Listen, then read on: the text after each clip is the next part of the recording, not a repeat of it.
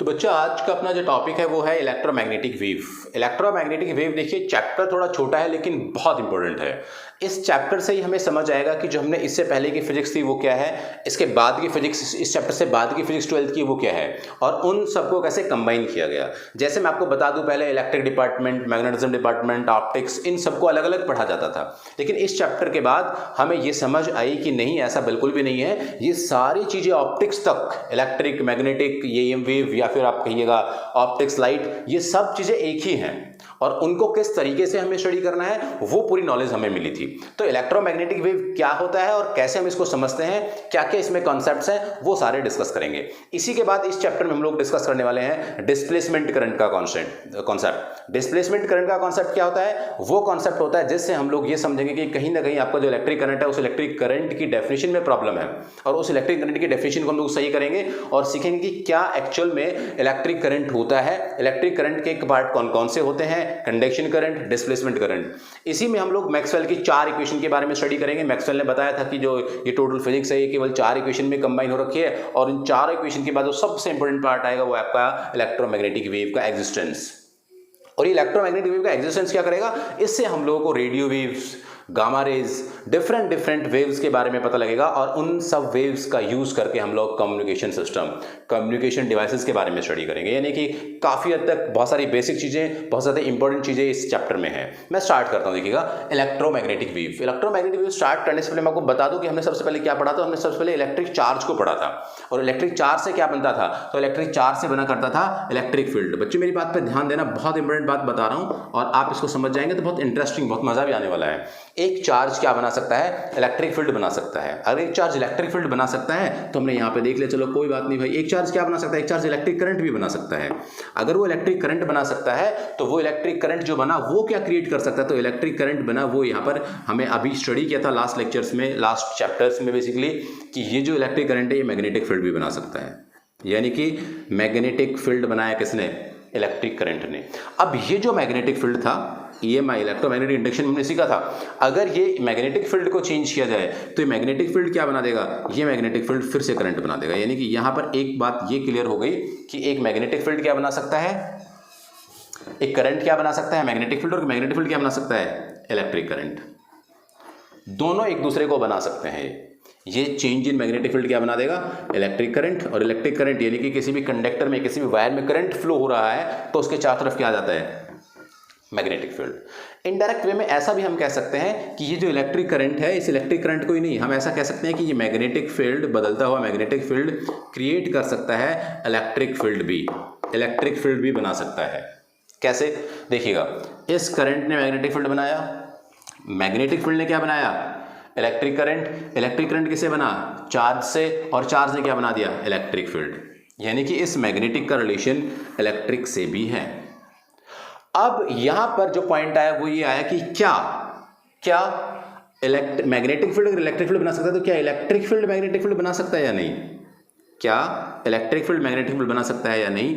और यहां पर एक क्वेश्चन मार्क लगा और इस बात को मैक्सवेल ने एक्सप्लेन किया कि अगर ये वाली कंडीशन ट्रू है, यानी कि हम मैग्नेटिक से इलेक्ट्रिक बना सकते हैं, तो बिल्कुल ये वाली भी ट्रू होनी चाहिए कि हम इलेक्ट्रिक से मैग्नेटिक भी बना पाए, राइट। और इसको स्टडी करने के लिए हमें एक टॉपिक स्टडी करना होता है, जिस टॉपिक का नाम है डिस्प्लेसमेंट करंट।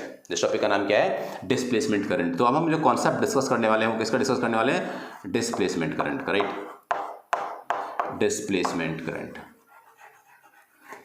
क्या होता है? डिस्प्लेसमेंट करंट क्या सिचुएशंस होती हैं, कैसे हम इसको डिस्प्लेसमेंट करंट बोलते हैं, पूरी की पूरी कहानी मैं आपको एक्सप्लेन करने वाला हूँ, समझाने वाला हूँ। मान लीजिए हमारे पास सर्किट है एक, और उस सर्किट में कैपेसिटर जुड़ा हुआ है।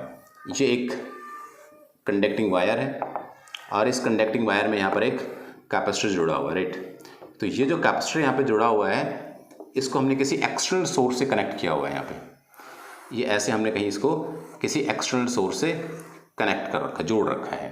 बच्चों अगर अब यहाँ से हम इसको ऑन करेंगे तो यहाँ पर क्या होगा? यहाँ पर एक करंट फ्लो होगा। यहाँ पर जो करंट फ्लो होगा वो करंट क्या होगा? वो करंट होगा आपका I। अगर हम एम्पियर लॉ से समझने की कोशिश करें तो यहाँ पर अगर मैं एक एम्पिरियन लूप बना लूँ तो इस एम्पिरियन लूप की वजह से मैं यहाँ पे कह पाऊंगा कि इस मूविंग, इस बेसिकली फ्लोइंग या इस करंट ने, इस इलेक्ट्रिक करंट ने यहाँ पर क्या बनाया? मैग्नेटिक फील्ड बनाता है एक electric current, magnetic field. Electric current ने अगर मैग्नेटिक फील्ड बनाया तो मैग्नेटिक फील्ड का प्रेजेंस कैसे चेक किया गया, तो वहां पर हमने एक कंपास रखा, राइट, ऐसे हमने एक कंपास रखा और जैसे हमने उस कंपास को रखा तो वो कंपास क्या हुआ, मूव किया।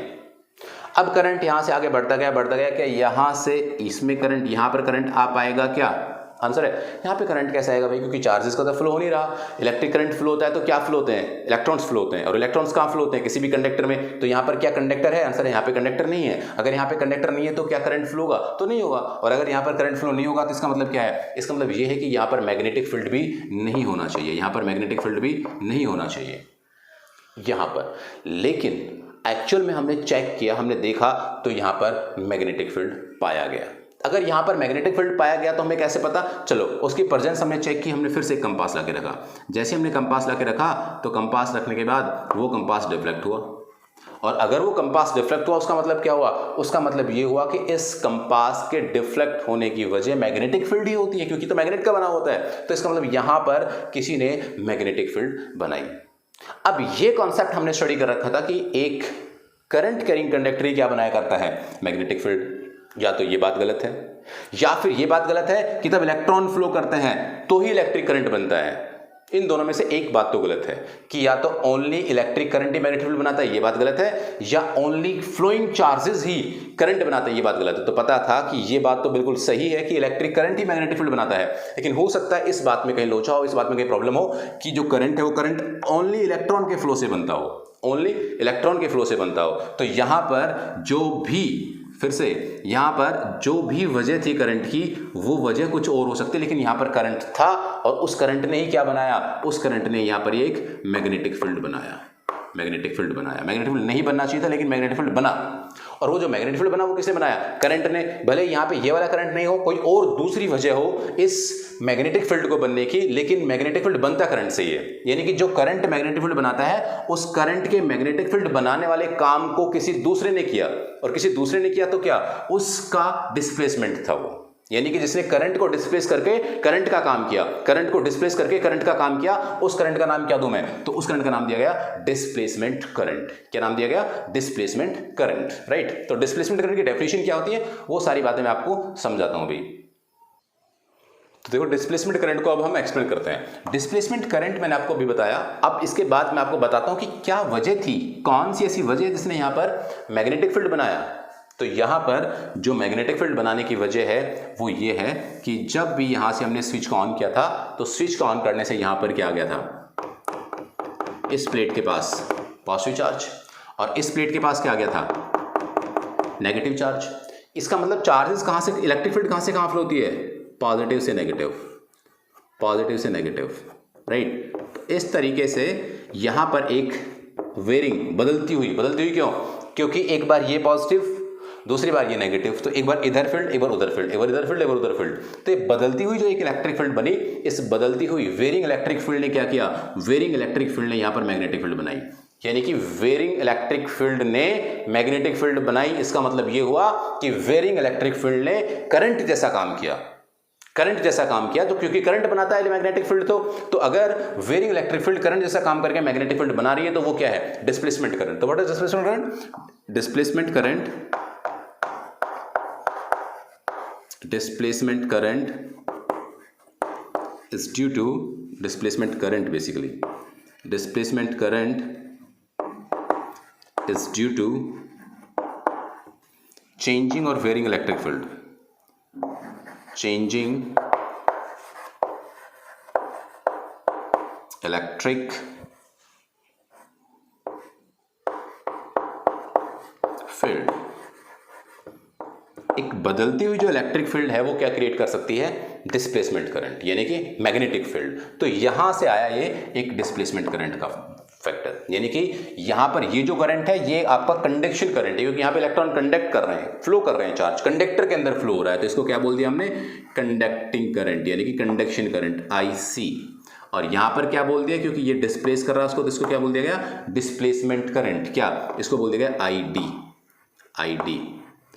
ऑलराइट, तो ये डिस्प्लेसमेंट करंट और कंडक्शन करंट की बात है। लेकिन ये डिस्प्लेसमेंट करंट एक्चुअली इसकी वैल्यू क्या है, इसको हम समझे, इसको ड्राइव करें तो इसकी कहानी भी आइए हम डिस्कस करते हैं, क्योंकि हमने ये तो जस्ट बातों से प्रूव कर लिया, बातों से बता दिया कि भाई ऐसा हुआ होगा तो ऐसे इलेक्ट्रिक फील्ड बना होगा, उसने ऐसा किया होगा। क्या मैथमेटिकली भी हम इसको प्रूव कर सकते हैं, क्या बता सकते हैं कि सच में मैग्नेटिक फील्ड जो बनाया वो एक बदलती हुई इलेक्ट्रिक फील्ड नहीं बनाया? तो आइए स्टार्ट करते हैं। मैं आपको बता दूं तो हमें इलेक्ट्रिक फ्लक्स का कॉन्सेप्ट मालूम है, इलेक्ट्रिक फ्लक्स क्या होता है। तो इलेक्ट्रिक फ्लक्स से मैं स्टार्ट इसलिए कर रहा हूं क्योंकि वहां पर इलेक्ट्रिक फील्ड को इंट्रोड्यूस करना है मुझे। तो electric flux is equal to what? E into A. अब आपको कैपेसिटर के बारे में आपको पहले पढ़ाया हुआ है कि कैपेसिटर स्फेरिकल हो सकते हैं, उनका एरिया ए होता है, पाई आर स्क्वायर, जो भी होता है वो सारी बातें आपको मालूम है। तो अगर इसमें इलेक्ट्रिक फील्ड जो ई बना, उस इलेक्ट्रिक फील्ड ई की वैल्यू क्या है? अगर चार्ज क्यू फ्लो हुआ उसमें, तो इलेक्ट्रिक फील्ड ई की वैल्यू क्या होती है? Electric field E by a charge is what? 1/4 pi epsilon naught into Q by R square. Repeat कर रहा हूं मैं दोबारा से, अगर यहां पर ये इलेक्ट्रिक फील्ड बना तो अगर इस कैपेसिटर के पास चार्ज Q था तो इलेक्ट्रिक फील्ड कितना बना? E इज इक्वल टू के क्यू बाय आर स्क्वायर। ये फॉर्मूला होता है इनटू ए। अब अगर ये स्पेरिकल कैपेसिटर था तो यहां पे 4 पाई इंटू आर स्क्वायर किसके बराबर होगा? 4 पाई आर स्क्वायर इज एरिया। तो क्या लिख दिया गया यहां पे? लिख दिया गया Q by epsilon naught A into A and that is equal to flux, that is electric flux. A से ए मारा गया। हम लोग क्या बनाने चले थे? हम लोग इलेक्ट्रिक करंट बनाने चले थे। तो इलेक्ट्रिक करंट की डेफिनेशन क्या होती है? इलेक्ट्रिक करंट क्या होता है? जनरली जो आपने पढ़ा है तो वो पढ़ा है I is equal to D Q by D T. क्या हम यहां से इलेक्ट्रिक करंट बना सकते हैं? हाँ, हम यहां से इलेक्ट्रिक करंट बना सकते हैं। कैसे बना सकते हैं? देखो, फाई ई तो ठीक है, यहां पर बचा क्यू बाय एप्सिलॉन नॉट। अगर मैं D Q by D T यहां पर कर देता हूं तो क्या बन जाएगा? इलेक्ट्रिक करंट बन जाएगा। तो मैंने इसको डिफ्रेंशिएट कर दिया टाइम के रिस्पेक्ट में, D Q by D T. तो मुझे इधर भी करना पड़ेगा भाई, डी बाई डी टी।